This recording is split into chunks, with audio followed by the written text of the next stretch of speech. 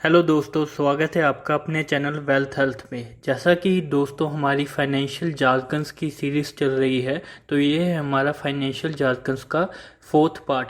तो हम दोस्तों देख रहे हैं जैसे सीरीज़ आगे बढ़ रही है, हमारी फाइनेंशियल टर्म्स डिफ़िकल्ट होती जा रही है।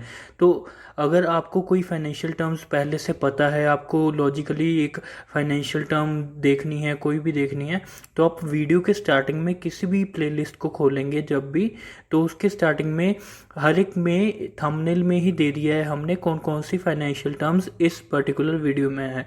तो आप उसे क्लिक करके उस पर्टिकुलर वीडियो को देख के उस फाइनेंशियल जार्गन की नॉलेज ले सकते हैं। तो चलिए दोस्तों, सबसे पहले हमारे पास आता है ब्लू चिप स्टॉक्स। तो इसमें हम बात कर रहे हैं स्टॉक्स की। तो ब्लू चिप क्या हुआ? हमारे सामने कोई भी फाइनेंशियली कोई आदमी बैठा होगा तो बोलेगा इन्वेस्टिंग करो, ब्लू चिप में इन्वेस्टिंग करो, पर आपको ब्लू चिप स्टॉक्स का पता ही नहीं है तो आप हाँ हाँ ही करोगे।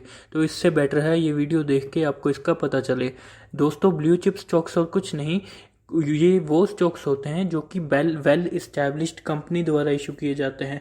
जैसे कि इंडिया में रिलायंस, एयरटेल, विप्रो, टाटा, ये बहुत बड़ी बड़ी नामी कंपनी है। तो ये बंद तो नहीं होने वाली, तो इन्हें ब्लू चिप स्टॉक्स कहा जाता है जब ये स्टॉक्स इशू करती हैं।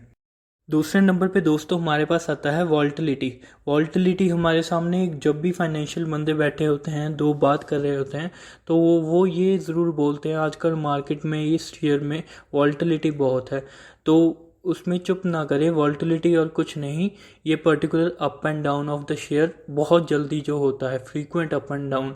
मान लीजिए आपके पास रिलायंस का शेयर है, तो रिलायंस की कोई न्यूज़ चल रही है तो फ्रीक्वेंट कभी शेयर ऊपर कभी नीचे, कभी शेयर ऊपर कभी नीचे, इस पर्टिकुलर स्थिति में आपको वो शेयर ना खरीदना चाहिए ना बेचना चाहिए। तो उस पर्टिकुलर चीज़ को हम बोलते हैं वॉल्टिलिटी।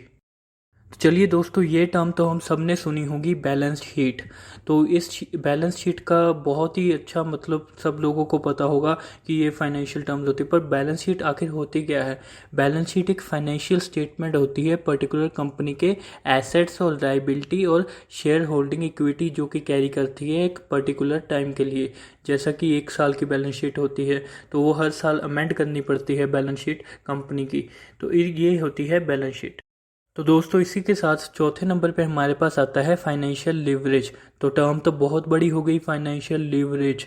तो आपके सामने अगर कोई फाइनेंस का आदमी बैठा होगा तो ये बोलेगा, तो आप तो यही सोचेंगे अच्छी टर्म हो गई, पर ये फाइनेंशियल लिवरेज अच्छी टर्म नहीं। ये एक्चुअली जैसे एक आम आदमी लोन लेता है तो उसे डेप्ट बोलते हैं, और जैसे ही कंपनी एक लोन बोरो करती है कैपिटल को अपने एसेट्स और इन्वेस्टमेंट को बढ़ाने के लिए, तो उसे फाइनेंशियल लिवरेज कहते हैं। तो ये कोई अच्छी टर्म नहीं हुई, ये एक कंपनी का दर्शाता है कि उसमें लिवरेज यानी कि उसने बैंकों से या किसी भी चीज़ से लोन कितना ले रखा है। चलिए दोस्तों, फिफ्थ नंबर पे हमारे पास आ गई डेप्ट रेशो। जैसा कि हमने फाइनेंशियल लिवरेज की बात की, तो डेप्ट रेशो और कुछ नहीं, ये एक रेशो है जो कि हमारे कंपनी की व्हाट एक्सटेंड तक लिवरेज है वो बताता है। सिक्स नंबर पे दोस्तों हमारे पास आता है हेज। हेज और कुछ नहीं, किसी भी पर्टिकुलर इन्वेस्टमेंट को बचाने के लिए, उसके रिस्क को कवर करने के लिए हम प्राइस की मूवमेंट करते हैं किसी और असेसमेंट एसेट में, तो उसे हेज कहते हैं। इसी तरह से हेज फंड बनाए गए थे, जैसा कि ऑप्शन और फ्यूचर का तो हम सब लोगों ने नाम सुना होगा। तो इन सबको इसीलिए बनाया गया था ताकि लोग अपनी स्टॉक्स मार्केट की इन्वेस्टमेंट को हेज कर सकें और अपनी पर्टिकुलर एसेट को बिना बेचे अपने पोर्टफोलियो को रिस्क से बचा सके। उम्मीद है दोस्तों आपका इंटरेस्ट लिटिल बाय लिटिल बढ़ता जाएगा, जैसे कि आगे आगे चलते हुए हम और हार्ड फाइनेंशियल टर्म्स को लेके आ रहे हैं।